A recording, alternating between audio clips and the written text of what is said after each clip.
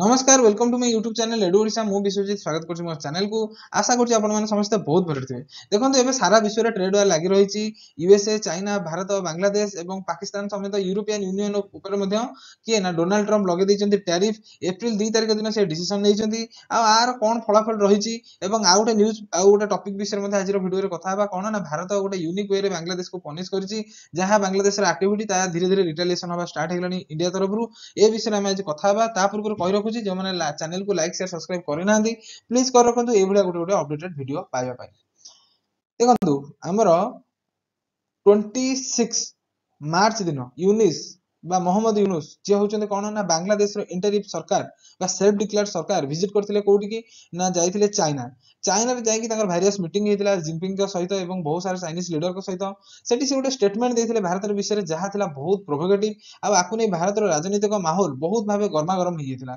आपण सुनिथिबे कि मोहम्मद यूनुस जाई सेठी कहिथिले कोन ना सेवन सिस्टर ऑफ इंडिया बा सातटा स्टेट जो रहउची इंडिया रे सात भौणी स्टेट से माने होचंत कोन ना लैंडलॉक आउ जदी चाइना को डील करिया चाहूची कहा सहित ना बांग्लादेश सहित ताहले बांग्लादेश होउची ओशन रो गार्डियन बांग्लादेश निजु कहूची कोन ना से होउची बंगोप महासागर रो गार्डियन आउ जदी चाइना को डील करिया रो इच्छा अछि बांग्लादेश सहित तो सियासी बांग्लादेश रे इन्वेस्टमेंट करू तो एई भलिया गोटे स्टेटमेंट से देइथिले तो ऑब्वियस कथा तमे जदी जाई जाओ चाइना को विजिट करिया को तो इंडिया विषय कहयार किछि मीनिंग ही नथिला तो आकु नै सारा भारत रो जो माहौल थिला गरमा गरम हितिला आ बहुत सारा प्रोटेस्ट मध्ये देखा जाइथिला आकु नै हुए तो भारत सरकार किछि मात्रा रे चुप लागिथिला किंतु भारत सरकार आरो जवाब बहुत तगड़ा भाबे देछि तो इवेंचुअली ताको देखिबा तो एबे कोन हेछि देखंतु आपण जदी रिसेंट किसिटा स्टेटमेंट देखिए बांग्लादेश रो तो प्रथम जो एक्टिविटी बांग्लादेश करथिला कोन ना हमर जो आईएसआई होउची कोन ना पाकिस्तान रो गोइंदा विभाग तार जो चीफ विजिट करथिले कोडी बहुत सारा ऑफिशियल विजिट करथिले कोडी की ना बांग्लादेश को जो बांग्लादेश को फ्री करिया पे इंडिया तार ब्लड भाई देथिला से बांग्लादेश पाकिस्तान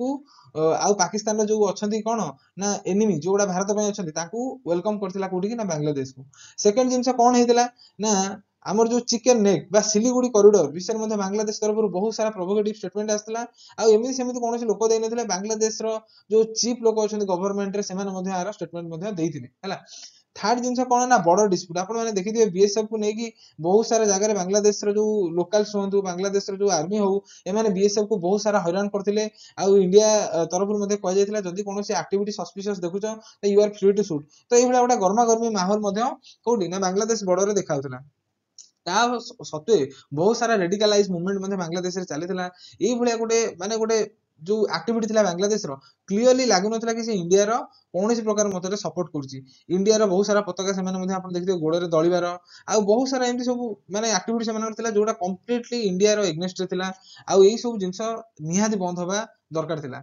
भारत रो तरफ मध्ये बहुत सारा स्टेटमेंट जाउथिला होय त बांग्लादेश ऊपर किसी इंपैक्ट ही पकोन नथिला बा सेम दी बांग्लादेश को इंडिया तरफ रो एड मिलथिला तो एठी आसिला कोडी ना टर्निंग पॉइंट देखंतु एइट आसला टर्निंग पॉइंट को दिन ना एप्रिल 2 तारिख दिन कोन हैला ना यूएस रो प्रेसिडेंट डोनाल्ड ट्रम्प कोन करथिले ना चाइना यूरोपियन यूनियन आउ ता सहित इंडिया आउ बांग्लादेश पाकिस्तान ऊपर लगेथिले टैरिफ आ ए जो टैरिफ रो परसेंटेज थिला ना बहुत हाई थिला आपण जानिथिबे बांग्लादेश रो ऊपर लागिथिला केते ना 37% टैरिफ आउ चाइना पे लागिथिला 67% टैरिफ ता सहित भारत ऊपर मध्ये केते ना 25 रु 28% टैरिफ इंपोज करा जायतिला आउ आर कोन हितिला ना आर जो इंपैक्ट थिला देखो इंडिया चाइना रो इकोनॉमी आगु सस्टेन कर दबो काहे कि ना हमर वेरियस कंट्री सहित ट्रेड होउची हेले बांग्लादेश बडा छोटो कंट्री जहार निजर इकोनॉमी गोटा बहुत सेकिंग कंडीशन रे अछि सी आगु कोनोसी प्रकार सस्टेन करि परिबो नाही तो एई जो ट्रेड वार चलिला बा जहार बिगिनिंग हैला 2 अप्रैल रु आर जो परिणाम स्वरूप कोन हैला ना बांग्लादेश को मध्ये कोट ना कोट भोगिया को पडला देखो डोनाल्ड ट्रम्प को जो माने टैरिफ थिला ना आकु नै चाइना कोनोस मधर खुशी नथिला तो चाइना कोन करथला ना यूएस रो जो डोमिनेंस को रॉन्ग प्रूव करिया पई रेसिप्रोकल टैरिफ लगेथिला काहा परे ना लगेथिला यूएस ऊपर केते परसेंट ना 85% रो रेसिप्रोकल टैरिफ मध्ये लगेथिला चाइना ऊपर तार परिणाम स्वरूप कोन बहुत सारा माहौल मध्ये खबर आसिला कि भारत को मध्ये लगेया कथा काहा परे ना यूएस ऊपर टैरिफ किंतु भारत से केस रे साइलेंट थिला आ जहार फायदा कोड ना कोड भारत को मिलिला को दिन ना हमर गतकाली राति रे डोनाल्ड ट्रम्प गुटे डिसीजन नेले कोन ना चाइना ऊपर लगे देले 125% टैरिफ आपण माने विश्वास करछंती चाइना ऊपर टोटली 125% टैरिफ लागला आ अदर कंट्री जो माने अछंती बा जहां पर सब अधिक परसेंटेज टैरिफ लागितला सेटा रिड्यूस करा जाय 10% कोन हला करा गला जदी इंडिया से केस रे यूएस ऊपर उटा टैरिफ लगी थांता बा जदी हम धैर्य हरै दै थांते ताहले हमें मध्ये से वार रे लीन होई जाय थांते हम ऊपर मध्ये अधिक टैरिफ लागि थांता जहां हम इकोनॉमिकल कंडीशन पई बहुत खराब हेई थांता तो एई भली କଣ ହେଇଛି ନା ଟ୍ୟାରିଫ ୱାର କଣ୍ଟିନ୍ୟू ଚାଲିଛି। ଏଇ ଯୋଉ ରେସିପ୍ରୋକାଲ ଟ୍ୟାରିଫ ଲାଗିଲା ନା 125%, ଏଇଟା କୋଉଠି ନା କୋଉଠି ଚାଇନାର ଇକୋନୋମି, ଚାଇନାର ମିଲିଟାରୀ ବଜେଟ କୁ 100% ହିଟ୍ କରିବ। ୟୁଏସ ର ଡୋନାଲ୍ଡ ଟ୍ରମ୍ପ ମାନେ ଆପଣ କହିବାକୁ ଗଲେ ଗୋଟେ ସଙ୍କି ଟାଇପ ର ଲୋକ, ସେ ଯାହା ଥରେ ଡିସିସନ ନେଇଥିବେ ସେ ଡିସିସନ ଉପରେ ସେ ଷ୍ଟାଣ୍ଡ ହିଁ ରୁହନ୍ତି ହେଲା। ତ ଏଇ ସବୁ ଘଟଣା ବିଶ୍ୱରେ କ୍ରମାଗତ ଭାବେ ଦେଖାଯାଉଛି। ତ ଏବେ କଣ ହେଇଛି ଦେଖନ୍ତୁ, ଏବେ ଗୋଟେ ରିସେଣ୍ଟଲି କଣ ହେଇଛି ନା ଭାରତ, ଆମେ ଏବେ ଆସିଯାଉ ବାଂଲାଦେଶ ଟପିକ କୁ, କି ବାଂଲାଦେଶକୁ କେମିତି ପନିଶ କରାଯାଇଛି। ଇଣ୍ଡିଆ ସ୍ୱତନ୍ତ୍ର ଭାବେ କଣ କରିଛି ନା ଯୋଉ ଆମର ରହିଛି କଣ ନା ସିପମେଣ୍ଟ ବା ଟ୍ରାନ୍ସସିପମେଣ୍ଟ ଯୋଉ ଫାସିଲିଟି ଦିଆଯାଇଥିଲା ବାଂଲାଦେଶକୁ, ଏଇଟା ସମ୍ପୂର୍ଣ୍ଣ ଭାବେ ବନ୍ଦ କରାଯାଇଛି। ଦେଖନ୍ତୁ ବାଂଲାଦେଶ କଣ କରିଥିଲା ନା ନା ସିଏ ହଉଛି ଗାର୍ଡିଆନ ଅଫ ଦ ଓସନ ନା, ତ ତାକୁ କୋଉଠି ନା କୋଉଠି ଗୋଟେ ଷ୍ଟପ କରିବାକୁ ପଡିବ। ତ ଇଣ୍ଡିଆ କଣ କଲା, ବାଂଲାଦେଶର ଯୋଉ ସବୁ ରୁଟ ଅଛି ଥ୍ରୁ ଇଣ୍ଡିଆ ତାକୁ ସବୁ ବନ୍ଦ କରିଦେଇଛି ହେଲା। ତ ଯାହାର କନସିକ୍ୱେନ୍ସ ଏବେ କାହାକୁ ଭୋଗିବାକୁ ପଡୁଛି, ବାଂଲାଦେଶକୁ। ଆପଣ ଦେଖିଥିବେ ଆମର 2015 BBIN ବା ବାଂଲାଦେଶ ଭୁଟାନ ନେପାଳ ଗୋଟେ ଟ୍ରିଟି ହେଇଥିଲା, ଯାହା ଥ୍ରୁରେ MVA ସାଇନ ହେଇଥିଲା। MVA କଣ ନା ମୋଟର ଭେହିକିଲ ଏଗ୍ରିମେଣ୍ଟସ। ମୋଟର ଭେହିକିଲ ଏଗ୍ରିମେଣ୍ଟସ ଥ୍ରୁରେ କଣ ନା ଏଇ ଯୋଉ କଣ୍ଟ୍ରି ଗୁଡିକ ରହିଲେ ଆମର, ଏମାନେ କଣ କରିପାରିବେ ନା ସେମାନେ ରୁଟ ୟୁଜ କରିପାରିବେ ପରସ୍ପରର, ଆଉ ଯାହା ଫଳରେ ବାଂଲାଦେଶକୁ ମଧ୍ୟ ବହୁତ ସାରା ପ୍ରଫିଟ ହେଇଥିଲା। କାହିଁକି ନା ଆମର ନେପାଳ ହଉ, ଭୁଟାନ ହଉ, ମ୍ୟାମାର ହଉ, ଆ ସହିତ ଆକୁ କଣ ନା ରୁଟ ସେୟାରିଂ କରିବାରେ କୌଣସି ପ୍ରୋବ୍ଲେମ ହଉନଥିଲା। କାହିଁକି ନା ଇଣ୍ଡିଆ କମ୍ପ୍ଲିଟ ଭାବେ ତା ରୁଟ କୁ ଆକ୍ସେସ ଦେଇଥିଲା ବାଂଲାଦେଶକୁ। କିନ୍ତୁ ଯୋଉ ଷ୍ଟେଟମେଣ୍ଟ ଗୁଡା ଆସିଲା ବାଂଲାଦେଶ ତରଫରୁ, ଆକୁ ନେଇ ଭାରତ ସରକାର ଗୋଟେ ବହୁତ କଡା କଦମ ଉଠେଇଛି। କଣ ନା ଟ୍ରାନ୍ସସିପମେଣ୍ଟ ଫାସିଲିଟି କମ୍ପ୍ଲିଟଲି ବ୍ଲକ କରାଯାଇଛି ବାଂଲାଦେଶର। ଆପଣ ଯୋଉ ଦେଖୁଛନ୍ତି ଏଇ ଥ୍ରୁରେ ଯୋଉ ରୁଟ ଯୋଉ ଯାଉଥିଲା କୋଉଠିକି ନା ଭୁଟାନ ହଉ, ନେପାଳ ହଉ, ମ୍ୟାମାର ହଉ, ବାଂଲାଦେଶର ଯୋଉ ରୁଟ ଗୁଡା ଥିଲା ଆକୁ କମ୍ପ୍ଲିଟଲି ଭାବେ ବନ୍ଦ କରାଯାଇଛି। ଏଇ ଫାସିଲିଟି କାହିଁକି ଦିଆଯାଇଥିଲା, ଆପଣ ମନରେ କୋଶ୍ଚିନ୍ ଉଠୁଥିବ। କାହିଁକି ନା ସେ ସମୟରେ ଆମର ସରକାରରେ ଥିଲେ କିଏ ନା ଶେଖ ହସିନା, ଯାହାଙ୍କର କଣ ନା ଭାରତ ସହିତ ବହୁତ ଭଲ ସମ୍ପର୍କ ଥିଲା। ଆଉ ସେଥିପାଇଁ ଭାରତ ସରକାର ମଧ୍ୟ ଫ୍ରି ଅଫ କଷ୍ଟ ବାଂଲାଦେଶକୁ ନିଜ ରୁଟ ୟୁଜ କରିବାକୁ ଦେଇଥିଲା। କିନ୍ତୁ କଣ କରିବା, କର୍ମର ଫଳ, ଯିଏ କୁକୁର ତା ନାଙ୍ଗୁର 12 ବର୍ଷ ଆପଣ ଯଦି ନଳରେ ପୁରେଇବେ ତାହେଲେ ସିଏ ସିଧା ହବ ନାହିଁ। ଆଉ ବାଂଲାଦେଶର କୋଉଠି ନା କୋଉଠି ଯୋଉ ନିଆଁ ଥିଲା ଭାରତ ଏଗନେଷ୍ଟରେ, ଯେତେବେଳେ ଶେଖ ହସିନାଙ୍କ ଗଭର୍ଣ୍ଣମେଣ୍ଟ ପଳେଇଲା, ତାପରେ ସେ କଣ ହେଲା ନା ବାହାରକୁ ଆସିଲା। ଆଉ ଯାହାର କନସିକ୍ୱେନ୍ସରେ ସେମାନେ କଣ କଲେ ନା ରାଡିକାଲାଇଜ କୁ ତାଙ୍କ କଣ୍ଟ୍ରିରେ ଡେଭଲପ କଲେ, ଭାରତ ଏଗନେଷ୍ଟରେ ବହୁତ ସାରା ଷ୍ଟେଟମେଣ୍ଟ ଦେଲେ। ଆଉ ତା ସହିତ ଯୋଉ ହିନ୍ଦୁ ମାନେ ଅଛନ୍ତି କୋଉଠି ନା ବାଂଲାଦେଶରେ, ସେମାନଙ୍କ ଉପରେ ମଧ୍ୟ ଅତ୍ୟାଚାର କଲେ। ତ ଏଇ ସବୁ ଜିନିଷ ଭାରତ ଗଭର୍ଣ୍ଣମେଣ୍ଟ ଆଉ ଦେଖିକି ବହୁତ ଦିନ ରହିପାରିବନି। ତାପରେ ଡେ ଆସିଲା ୟୁଏସ ଇଲେକ୍ସନ, କଣ ହେଲା ନା ଚେଞ୍ଜ ହେଇଗଲା। ଯେତେବେଳେ ଡୋନାଲ୍ଡ ଟ୍ରମ୍ପ ଆସିଲେ, ସେ କୌଣସି ମତରେ ବାଂଲାଦେଶକୁ ପଚାରିଲେ ନାହିଁ।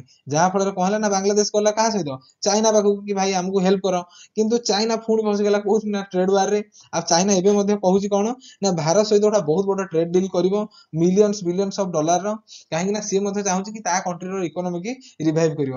ତା ଭିତରେ କଣ ହେଲା ନା ବିଚରାଟା ଫସିଗଲା କିଏ ନା ବାଂଲାଦେଶ ଆଉ ମହମ୍ମଦ ୟୁନୁସ। ନା ଯାଇପାରିବ ଚାଇନା ପାଖକୁ, ନା ଯାଇପାରିବ ୟୁଏସଏ ପାଖକୁ। ଆଉ ଯୋଉ ଟ୍ରେଡ ରୁଟ ଥିଲା ବାଂଲାଦେଶର, ତାକୁ ସବୁ ଇଣ୍ଡିଆ ଅଫ କରିଦେଇଛି। ତ ଏଇ ଯୋଉ କନସିକ୍ୱେନ୍ସ ନା କୋଉଠି ନା କୋଉଠି ଭୋଗିବାକୁ ଥିଲା, ଆଉ ଯାହାର ପରିଣାମ ମଧ୍ୟ ବାଂଲାଦେଶ ଆଜି ଭୋଗିଛି। ତ ଆଶା କରୁଛି ଆପଣ ଏଇ ଭିଡିଓରୁ କିଛି ଶିଖିଥିବେ। ଆଉ ଏମସିକ୍ୟୁ କୋଶ୍ଚିନ୍ ଯଦି ଆପଣ ଭାବୁଥିବେ କଣ ନା ଏମସିକ୍ୟୁ କୋଶ୍ଚିନ୍ କିଛିଟା ଡିସ୍କସନ କରିଦଉଛି। ପ୍ରଥମ ପଏଣ୍ଟ, ଟେରିଫ ବିଷୟରେ 100% କୋଶ୍ଚିନ୍ ଆସିପାରେ, ଯେହେତୁ ୟୁଏସଏ ଲଗେଇଛି। କୋଉ ଦିନ ଲଗେଇଥିଲା ନା 2 ଏପ୍ରିଲ ଦିନ ଲଗେଇଥିଲା। ଆଉ କଣ ହେଇଥିଲା ନା କୋଶ୍ଚିନ୍ ଆସିବ ଇଣ୍ଡିଆ ଉପରେ କେତେ ପରସେଣ୍ଟ ଟେରିଫ ଲାଗିଥିଲା ନା 25 ରୁ 28% ଟେରିଫ ଲାଗିଥିଲା କାହା ଉପରେ, ଇଣ୍ଡିଆ ଉପରେ। ଥାର୍ଡ ଜିନିଷ କଣ ରହିଲା ନା ବାଂଲାଦେଶ ଉପରେ କେତେ ପରସେଣ୍ଟ, 37%। ଏଥିରୁ ମଧ୍ୟ କୋଶ୍ଚିନ୍ ଏମିତି ଆସିପାରେ। ଆଉ କଣ କୋଶ୍ଚିନ୍ ଆସିପାରେ ନା ଏଇ ଯୋଉ ଟ୍ରେଡ ୱାର ଚାଲିଛି ହେଲା, ଆଧରେ ମାନେ କୋଉ କଣ୍ଟ୍ରି ଉପରେ ସବୁଠୁ ଅଧିକ ଲାଗିଥିଲା ଟ୍ୟାରିଫ ୟୁଏସ ଥ୍ରୁରୁ, ତ ଆପଣ ସେଠି ଆନ୍ସର ଦେବେ କିଏ ନା ଚାଇନା ଉପରେ ଲାଗିଥିଲା। ଆଉ କୋଶ୍ଚିନ୍ ମଧ୍ୟ କଣ ହବ ନା ଯୋଉ ଟ୍ରାନ୍ସସିପ ଫାସିଲିଟି ବା BBIN ଅଛି, ଇଏ କେବେ ସାଇନ ହେଇଥିଲା ଇଣ୍ଡିଆ, ବାଂଲାଦେଶ, ଭୁଟାନ ଆଉ ନେପାଳ ଭିତରେ। ତାର ଆନ୍ସର ହଉଛି 2015ରେ ଏଇଟା ସାଇନ ହେଇଥିଲା ହେଲା। ବା MVA କୋଉ ଦିନ ସାଇନ ହେଇଥିଲା, ମୋଟର ଭେହିକିଲ ଏଗ୍ରିମେଣ୍ଟ BBIN ଙ୍କ ମଧ୍ୟରେ ହେଲା। ତ ଏଇ ସବୁ କୋଶ୍ଚିନ୍ ଗୁଡା ମାଇଣ୍ଡରେ ମନେ ରଖିଥିବେ। ତ ଇଏ ହଉଛି ୱାର୍ଲଡ ର ଆମର ଯୋଉ ଇକୋନୋମି ହଉ ବା ଜୋଗ୍ରାଫି ହଉ ବା ୱାର୍ଲଡ ର ଯୋଉ କରେଣ୍ଟ ଇଭେଣ୍ଟସ ଚାଲିଛି, ତା ବିଷୟରେ ଏଇ ଚ୍ୟାନେଲରେ ରେଗୁଲାର ଭାବେ ମୁଁ ଡିସ୍କସନ କରେ। ଯଦି ଆପଣଙ୍କୁ ଭିଡିଓ ଭଲ ଲାଗିଥିବ ତ ପ୍ଲିଜ ଗୋଟେ ଲାଇକ୍ କରନ୍ତୁ, ଆଉ ଚ୍ୟାନେଲକୁ ସବସ୍କ୍ରାଇବ କରନ୍ତୁ। ଦେଖା ହବ ଗୋଟେ ନେକ୍ସଟ ଭିଡିଓରେ ନେକ୍ସଟ ଟପିକ ସହିତ। ଆଜି ପାଇଁ ଏତିକି, ରହୁଛି। ନମସ୍କାର, ଜୟ ଜଗନ୍ନାଥ।